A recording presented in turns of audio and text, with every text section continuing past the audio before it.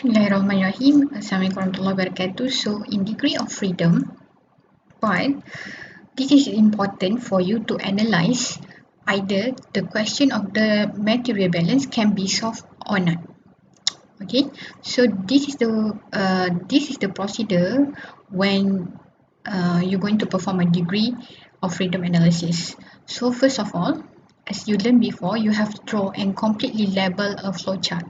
Okay, complete with a label of your flowchart or your BFD, and then you have to count the unknown variables on the chart, and then you have to count the independent equations, and at the end you will get the number of degree of freedom. Okay, this is the unknowns that you label from your BFD, and then this is independent equation that you can get from the information from the question. Okay, and next, at the end, you get either your degree of freedom is equal to 0 or more than 0 or less than 0. But of course, with the result with equal to 0 means the problem can be solved. Okay, the problem can be solved. If the degree of freedom is more than 0, there are more unknowns than independent equations. Still, this can be solved, but either you are overlooked on the relation or on the problems. That's why you will come in with the degree of freedom more than 0. Okay. If you got the degree of freedom less than 0, means there are more independent equations than unknowns. Okay. And then the flowchart is incompletely labeled or the problem is over specified. So usually the problem that will be given to you, the degree of freedom will be equal to 0. Okay, as mentioned earlier, so your NDF is equal to the unknown minus the independent equation.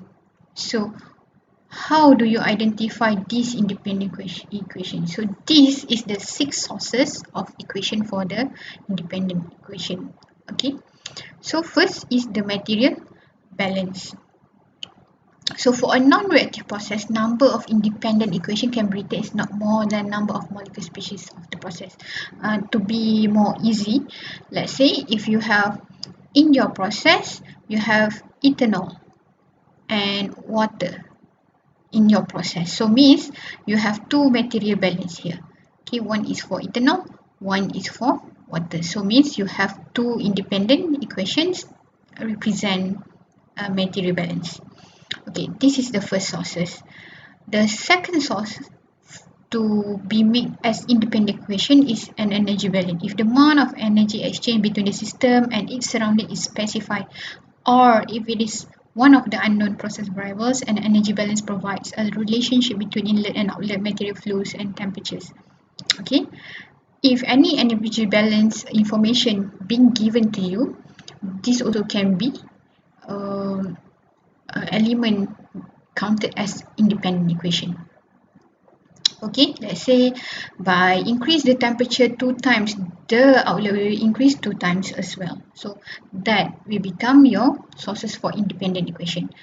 Okay, the third source is process specification. Okay, here you can read from the question. Usually they will give you something like this: outlet flow rate is 2 times than flow rate streamline. Means the inlet is 10 kg. Okay, but when it says the outlet is 2 times, so you already can predict, means if the inlet is 10 means the outlet is 20. Okay, so this statement gives you assistance to solve the question. So that's why this statement can be one of the independent equation. Okay, the fourth source is physical properties and law. Okay, this can be like specific gravity. Okay, specific gravity is one of physical properties. So if the question gives you specific gravity, so this can be counted as one independent equation. Okay, the fifth source is physical constraint. Okay, example of this one. Okay, if the mole fraction of the three components of stream labeled XA, XB, XC, then the rotation among these variables is XA plus XB plus XC is equal to 1.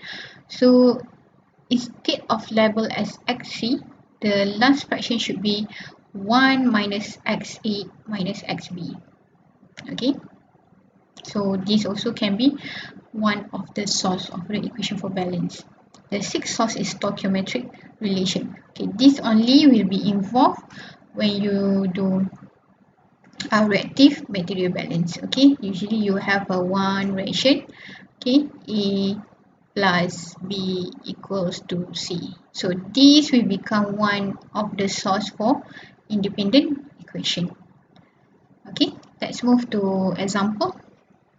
Okay, let's say for this example, if you want to do the DOF, we start with the unknown. So how many unknowns we have in this problem? So we have M2, we have M1, and we have B1. So means we have 3 unknown.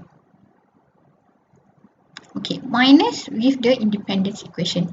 So what is the independent equation? From the 6 sources that we learned before, okay, we can take the first one, the material balance. So for this case, we have NaO or sodium hydroxide and we have water. Means you have 2 material balance can be used.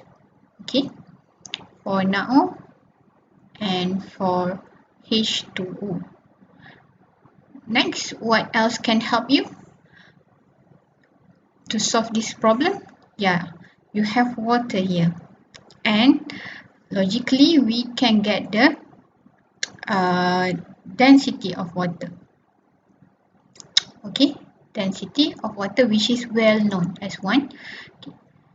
So density of water, which is this is a physical properties, okay, of water. So you have 1 density of water, means you have your DOF is equal to 0.